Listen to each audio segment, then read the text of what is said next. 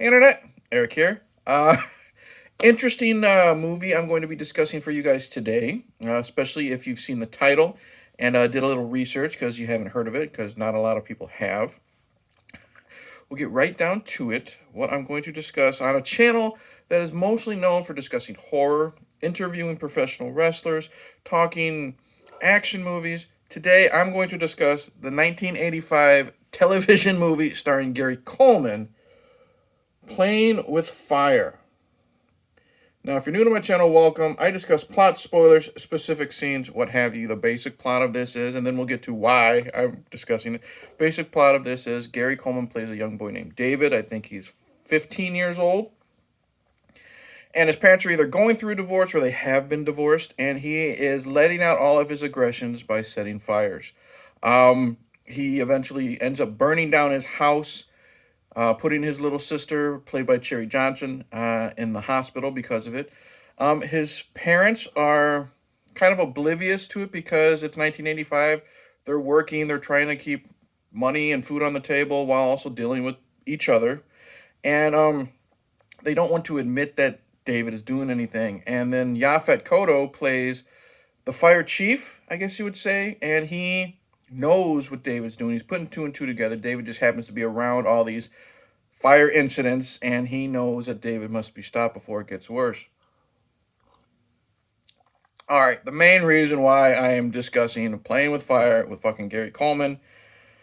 I was scrolling through Facebook one day, and I happened across one of my like nostalgia pages that I frequently watch or frequently look at, and it was the poster you just saw. Little Gary Coleman staring at a lit match. Gary Coleman always looks evil at that age. I'm thinking Gary Coleman burning down houses, killing people. I'm in. I did some research, and although nobody dies, it is Gary Coleman setting fires still. And he's at like the last season of Different Strokes era, so I'm still super in. Now, this aired once on, does it say the channel? I don't know. Either NBC or ABC, one of those two. Uh, and what does it have the NBC, the one with the peacock. Okay. And bad ratings, was never talked about again. Never made it to social media, never made it to physical media. Never talked about, and it seems like the print was forever lost. You know what I mean? It never made it to YouTube or anything until just this year. It was uploaded from a VHS copy by somebody to YouTube, and it made all the nostalgia rounds. You know what I mean? So I'm like, I can finally watch and see what the hell this is, what the big deal about this is. Gary Coleman burning down buildings. I even talked to Frenzy about this. Frenzy, he's the guy you go to if you want a film. You know what I mean? He can find a way to find a film, and he is also, his knowledge with film like this stuff and behind the scenes is amazing. And even he said it's lost to time. He says it'll happen eventually. Some guy will find a VHS copy and upload it, and it happened. Showed him. He was excited to watch it. Don't know if he has, but I'm going to discuss it because after all this wait, what are we doing here? It's exactly what we think. A TV movie. All right, first off, the performances. Gary Coleman, hit and miss. Okay? When he is trying to be mean, evil David, he he's got the look, he's got the attitude. I think it's due to the like frustrations that was going on in his life at the time with always having to be the cute kid with the trademark saying, not wanting to do Different Strokes anymore type of thing. So I bought that. Other times it kind of feels forced. So he's very hit and miss. Cicely Tyson plays his mother. I know the name. I know she was on Roots. I only know her from Fried Green Tomatoes. She's fine in this. Very good at being oblivious. Very good at showing the younger siblings more attention. Not intentionally pushing David away, but they are younger. They require more attention. The actor who plays his father, he's fine. There are some times when the dialogue is kind of weird, and you can tell it's just there for that schmaltzy, dramatic TV movie situation, which I will get to. But he's fine. Yaphet Kotto is Yaphet Kotto. Dude's awesome. He's awesome in anything, and whether it's Alien, The Running Man, or even a TV movie with Gary Coleman, he's awesome. So, for 1985 TV movie, take a shot every time I say that. The cast is fine. The other characters, I mean, Tammy Lawrence. You know, there's some horror connections. Tammy Lawrence is the girl who has a crush on David. She's fine. She tries to help him. She talks about how her home life was bad and how some people might have it worse. She was the main character in Wishmaster. And for a while, Gary Coleman, or David's best friend, is the asshole who plays Court in Jason Lives, the sixth entry of Friday the 13th. He sucked there, he sucks here. So, anyways, now let's get to the dialogue. The dialogue, like I said, is pretty self-explanatory. David's overlooked. Hey, David, you know, life could be tough. You just got to get through it, that type of bullshit. There are times when David has to snap. You think that he's doing okay, but he finally hears some type of dialogue that makes him go crazy and want to set fires. He finds out, you know, he talks to his dad. He's trying to get his parents back together. Dad, how can you love someone for 15 years and then just fall out of love? And his dad, you know, just trying to explain, like, you know, sometimes these things happen. And then eventually, I think David asked, well, why did you guys get married? Well, because of you. Oh, I was an accident, you know, that type of thing. There's another scene where his parents are talking to each other, and he basically says, well, David isn't, you know, the main reason why we should get back together. He takes that personally. So there's all those little things thrown in there. Like I said, typical TV movie stuff, like after school special. The fire scenes. There's one really good one. I mean, at first, David is just, you know, setting a coat on fire and blaming it on the over plugged in electrical socket. There is a scene where he sets a garbage can on fire because kids are picking on him at basketball. It is what it is. But then there's the scene where he's up till midnight because he's waiting for mom to come home from a date. He just has an argument with his father, and that doesn't go well.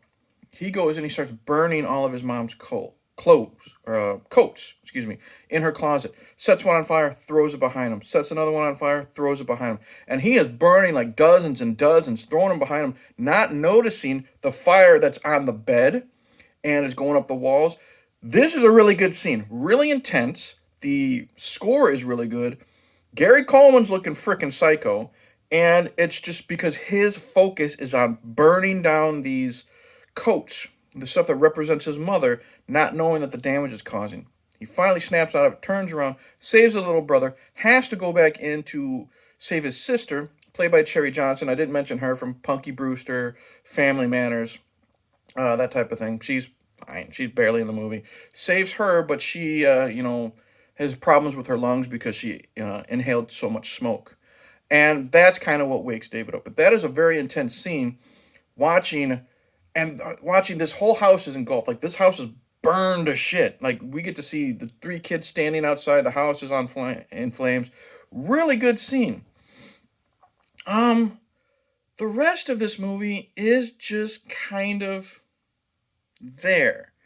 And it's kind of a fake out because I'm expecting, now maybe it's just because I went into this movie wrong, I'm expecting David to go even more and more further with this. Like, causing some deaths, maybe causing his own death. Because when we first meet him, his frustrations are already bad. He's playing basketball, his dog is annoying him, he throws the basketball at the dog, hits him. He takes the lighter out of his mom's pocket because she's a smoker, and he's flicking it, and then he's flicking it at the dog, just to be a little asshole. So I'm thinking, okay, possibly that dog's gonna die. Again, TV movie though. Are we gonna get possible serial killer vibes because that's how it starts? Doesn't go that route.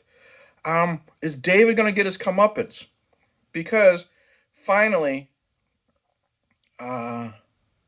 he has one last, because he runs away a lot. He has this one last scene where he hears parents arguing. David isn't the reason why they should get back together, blah, blah, blah. And he jumps on his bike. He goes to the stadium, the football stadium. That's where he meets the Wishmaster girl and Yaphet Kotto. They can't get through to him. He goes to some field, bunch of wood there, throws his bike there, and he is getting ready to burn everything. And I'm wondering, okay, this is where we get the moral of the story. Parents, pay attention to your kids.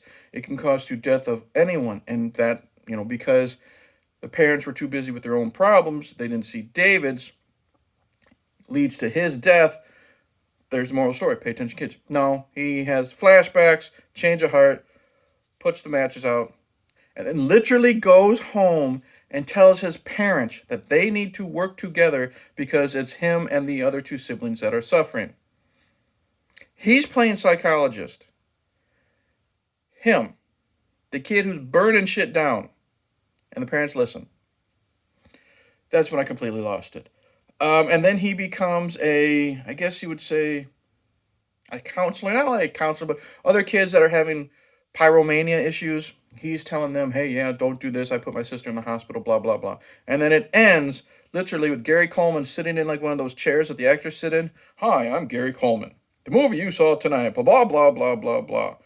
Make sure that, kids don't start fires, play with matches, all this bullshit. Okay. So, was this movie, again, going into it with knowing the budget, the cast, made for TV, was the hype, and this isn't is it worth the hype? I'm not going to fucking do is it worth the hype, for a movie that no one fucking knows about. Is Playing with Fire, was it worth the wait? Was it worth all the, hey, this has been gone for fucking 40 years almost type of thing? No, not at all. The acting is hit and miss. Yaphet Kotto is always great though. It's made for TV movie, and I will never watch this again. I probably shouldn't have wasted my time because a lot of times it is also boring in the middle. The only reason why I watched was the intrigue. One thing I will say though, the upload of this was cool because it was off of VHS and it had a lot of 1980s commercials in it with the recording. But overall, it was kind of a waste of time. It was kind of sluggish. It was neat, that one scene where he's burning down the clothes in his parents' room, or his mom's room, which led to the house burning down. That was really cool. I thought he was going to kill himself or cause his own death when he was burning the bike. That was good, but it was a bad fake out. Overall, not good. So, Frenzy, I don't know if you've watched this yet, but I'm sure your intrigue will get the better of you. It's not worth it. Not awful, but it's not worth it. So that's it. Thank you for watching. Like and subscribe. Click the bell. Comment below. If you heard of this movie, have you seen this movie? Do you hate Gary Coleman? Are you a Yaphet Kotto fan? Comment below. Tell me what you think. Coming up, Lawrence of Arabia review for Mike over at An American Werewolf. Then I think Thanksgiving Eve, I'm going to try to upload a video on the slasher film Thanksgiving. And then, starting in December, we wish you a schlocky Christmas. Me and Patrick are back together, torturing each other with shitty movies. This time it's Christmas themed. God help me all. God help me all, yeah, because I don't want to say God help us all, because Patrick, you would be in that with me, and I want you to suffer. Cheers.